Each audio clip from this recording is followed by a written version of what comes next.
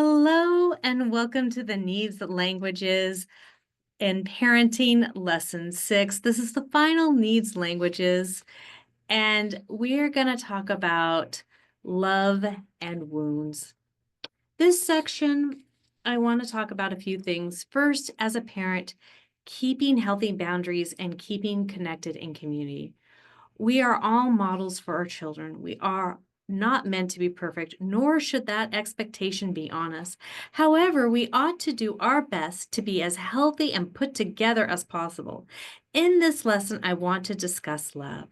We need both love and belonging. The Needs Languages is about belonging. Gary Chapman wrote a book on love languages. I believe this is also so vital that I decided to write a chapter in the book to talk about how the two work together and are different. I recommend learning your child's love languages and applying that to your parenting. Love languages is a way to express love, while the needs languages is a way to express a person's being, how they process their identity in the world. The needs languages is the view in which we interpret the world, where these two are the same is that they are both a need. As I was doing research, I looked at Maslow's hierarchy of needs.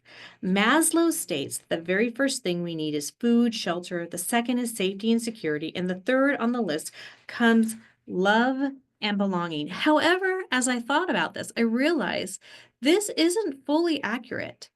If there isn't some sort of belonging in a community, many times food and shelter will not be available to a person that doesn't fit in, that doesn't understand how to belong. We naturally are drawn to or want to give to those we love and belong with. Those who we don't have a sense of care or love or belonging, we don't necessarily want to provide for. Think of children who are the purple sheep of the family, the ones the family pick on. Many times you hear stories of how food or shelter are withheld from them. I honestly believe that to get our needs met, we must first have to have something that is lovable or creates belonging for us, that the other person sees is lovable. We are all lovable. We are all worth being loved. Think of a baby. Most people, when they hear the word baby, they smile.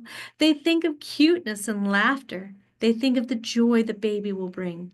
Now think about a teenager. The thoughts are a little different, aren't they? Our thoughts, i.e., thought processes about others, and what they bring are usually what creates love and belonging. Remember from lesson 2, thoughts become words and words become actions, etc. Well, thought processes are the energy patterns, i.e., starting points or framework that we work from.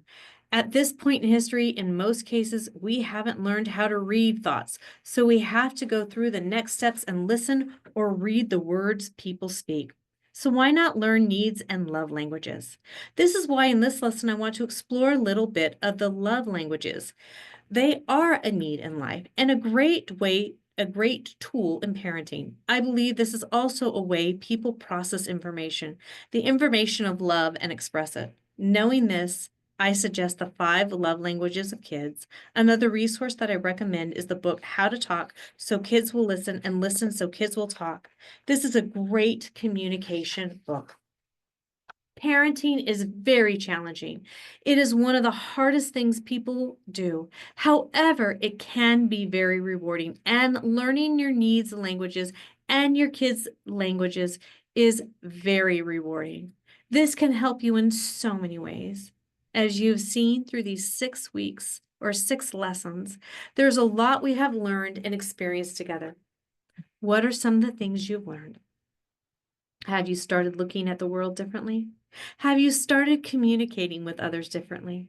As we come to a close, I want to say thank you for taking the time to invest in yourself and your children's lives.